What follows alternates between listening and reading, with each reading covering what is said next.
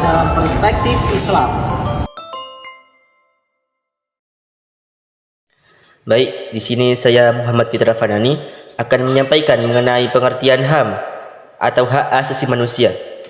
Hak asasi manusia, jika kita telaah menurut pengertian yang sederhana, merupakan hak yang secara alami dan kodrati melekat pada makhluk hidup yang bernama manusia. Ada banyak pakar dan ahli gerakan HAM yang memiliki pemikiran yang berbeda dalam memahami dan juga memperjuangkan HAM. Sebut saja Jack Donnelly menegaskan bahwa umat manusia memiliki hak-hak dasar bukan atas dasar pemberian hukum positif, namun dimiliki secara kodrati karena martabat sebagai manusia. Pandangan Donnelly menguatkan bahwa HAM muncul bersamaan dengan lahirnya kedirian manusia. Sedangkan John Locke sendiri menegaskan bahwa hak asasi manusia adalah hak-hak yang langsung dianugerahkan oleh Tuhan Yang Maha Pencipta sebagai hak yang kodrati. Oleh karenanya, tidak ada kekuasaan apapun di dunia yang dapat mencabutnya. Hak ini sifatnya sangat mendasar atau fundamental bagi hidup dan kehidupan manusia, yang tidak bisa terlepas dari kehidupan manusia. Sedangkan menurut Undang-Undang Republik Indonesia Nomor 39 Tahun 1999 tentang hak asasi manusia memberikan pengertian, yakni hak asasi manusia adalah seperangkat hak yang melekat pada hakikat dan juga keberadaan manusia sebagai makhluk Tuhan Yang Maha Esa, dan merupakan anugerahnya yang wajib dihormati, dijunjung tinggi, dan dilindungi oleh negara hukum, pemerintah, dan setiap orang demi kehormatan serta pelindungan harkat dan martabat manusia. Dari dua ketentuan tersebut ada beberapa hal yang dapat digarisbawahi, yakni yang pertama, semua yang dilahirkan untuk merdeka. Yang kedua, yakni semua orang mendapat martabat dan hak-hak yang sama. Yang ketiga, tidak dapat dicabut dari berbagai atau semua anggota badan manusia. Yang keempat, semua orang dikaruniai akal dan hati nurani. Yang kelima, semua orang hendaknya bergaul dan bersosial satu sama lain dalam persaudaraan.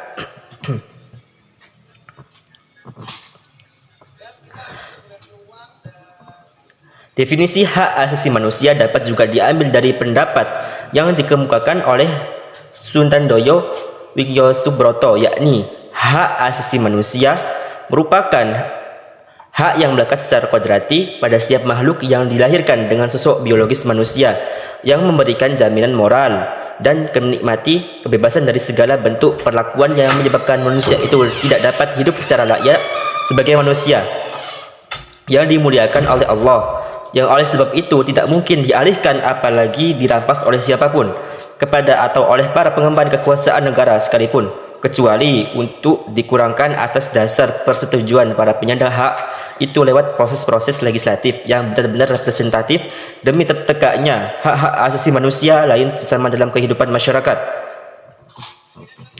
Prinsip diakuinya dan perlindungan terhadap hak-hak asasi manusia merupakan bagian dari prinsip perlindungan hukum. Pengertian hak asasi manusia di negara Indonesia sering disamaratakan dengan istilah hak-hak kodrat, hak-hak dasar manusia, natural right, human right, fundamental right, ground right, material right. Menurut Philippus M. Hagen, di dalam hak atau right terkandung adanya suatu tuntutan atau claim. Pengertian hak asasi manusia berdasarkan ketentuan pasal 1 angka 1 Undang-Undang Nomor 39 Tahun 1999 tentang HAM dan Undang-Undang Nomor 29 Tahun 2000 tentang Pengadilan HAM adalah seperangkat hak yang melekat pada hakikat dan keberadaan manusia sebagai makhluk Tuhan Yang Maha Kuasa, dan merupakan anugerahnya yang wajib dihormati, dijunjung tinggi, dan dilindungi oleh negara hukum, pemerintah, dan setiap orang demi kehormatan serta pelindungan harkat dan martabat manusia. Untuk selanjutnya adalah dasar hak asasi manusia dalam Al-Quran. Hak asasi manusia atau HAM merupakan hak yang secara alamiah diperoleh oleh seorang sejak lahir. HAM sangat sejalan dengan fitrah yang pada hakikatnya merupakan anugerah Allah Subhanahu wa taala kepada semua manusia. HAM yang melekat pada diri manusia bersifat kodrati, universal, dan abadi, berkaitan dengan martabat dan hakikat manusia itu sendiri. Dasar dalam Al-Quran tentang hak asasi manusia, yakni yang pertama, Islam memproklamasikan perlunya penghormatan kepada manusia dan menjunjung tinggi hak asasi manusia sejak 14 abad yang lalu. Sebagaimana firman Allah Subhanahu wa taala dalam Al-Qur'an surat Al-Isra ayat 70. Bismillahirrahmanirrahim. Walaqad karramna bani Adam. Artinya, dan sungguh kami telah memuliakan anak cucu Adam. Untuk dasar yang kedua adalah Al-Quran surat Al-A'raf ayat 24 yang berbunyi walakum fil ardi mustaqarr wa mata'un ilahin, yang artinya dan kamu mempunyai tempat kediaman dan kesenangan atau tempat mencari kehidupan di muka bumi sampai waktu yang lama. Untuk selanjutnya adalah hak untuk hidup, yakni telah dijelaskan dalam Al-Quran surat Al-An'am ayat 151 yang berbunyi Bismillahirrahmanirrahim. Qul ta'alau atlu ma harrama rabbukum 'alaikum alla tusyriku bihi syai'a wa bil walidaini ihsana wa la taqtulu auladakum min imlaq nahnu narzuqukum wa iyyakum wa la taqrabul fawahisha ma dhahara minha wa ma batan wa la taqtulu nafsal lati harrama illa bil haqq dzalikum wasaqum bihi la'allakum ta'qilun, yang artinya marilah kubacakan apa yang diharamkan atas kamu oleh Tuhanmu, yaitu janganlah kamu mempersekutukan sesuatu dengan Dia, berbuat baiklah terhadap kedua orang tua, ibu, bapak, dan janganlah kamu membunuh anak-anak kamu karena takut kemiskinan. Kami akan memberi rezeki kepadamu dan kepada mereka, dan janganlah kamu mendekati perbuatan-perbuatan yang keji, baik yang nampak di antaranya maupun yang tersembunyi. Dan janganlah kamu membunuh jiwa yang diharamkan Allah Subhanahu wa taala, melainkan dengan sebab yang benar. Demikian itu yang diperintahkan kepadamu supaya kamu memahaminya. Untuk selanjutnya adalah hak untuk memeluk agama yang telah dijelaskan dalam Al-Quran surat Al-Baqarah ayat 256. Dan yang terakhir adalah hak untuk mendapatkan keadilan, yakni Al-Quran surat An-Nisa ayat 58 yang berbunyi Bismillahirrahmanirrahim. Innallaha ya'murukum an tu'addul amanati ila ahliha wa idza hakamtum bainan nas an tahkumu bil 'adl innallaha ni'ma ya'idukum bih innallaha kana sami'an basyira, yang artinya sungguh Allah menyuruhmu menyampaikan amanat kepada yang berhak menerimanya, dan apabila kamu menetapkan hukum di antara manusia, hendaknya kamu menetapkannya dengan adil. Sungguh Allah sebaik-baik yang memberi pengajaran kepadamu. Sungguh Allah Maha mendengar, Allah Maha melihat. Selanjutnya adalah dasar hak asasi manusia dalam hadis. Dalam bahasa Arab, untuk menunjukkan hak maka biasa digunakan lam mil, sedangkan kewajiban juga disebut ala. Dan Allah berfirman seperti laha maktasabat wa 'alaiha maktasabat, mengandung makna hak. Profesor Quraisy Shihab dalam tafsir Al-Misbah berkata bahwa al-haq pada dasarnya bermakna sesuatu yang stabil. Jika dalam konteks kepemilikan, hak seseorang akan risau jika ada yang mengganggu kestabilan haknya, atau kestabilan seseorang akan terganggu jika haknya diambil. Dari Abdullah ibnu Umar radhiyallahu anhu bahwa Rasulullah sallallahu alaihi wasallam bersabda, An Abdillah ibnu Umar radhiyallahu anhuma anna Rasulullah sallallahu alaihi wasallam qala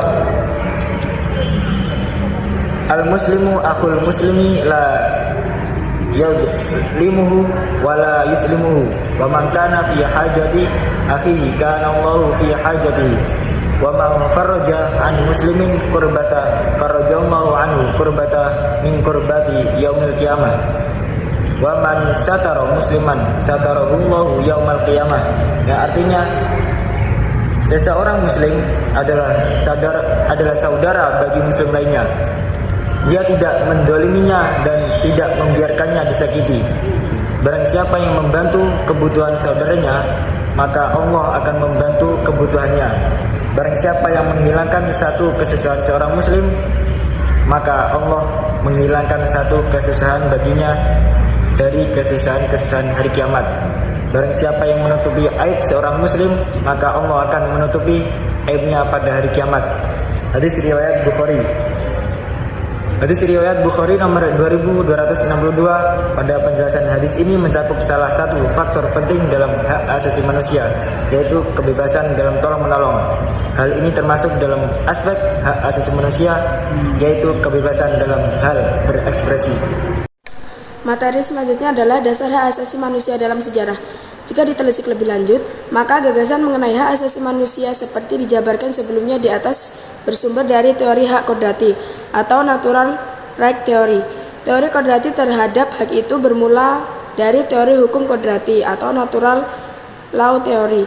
Yang terakhir ini dapat ditempuh kembali sampai jauh ke belakang hingga ke zaman kuno dengan filsafat stoika sampai ke zaman modern melalui tulisan-tulisan hukum kodrati Santo Thomas Aquinas.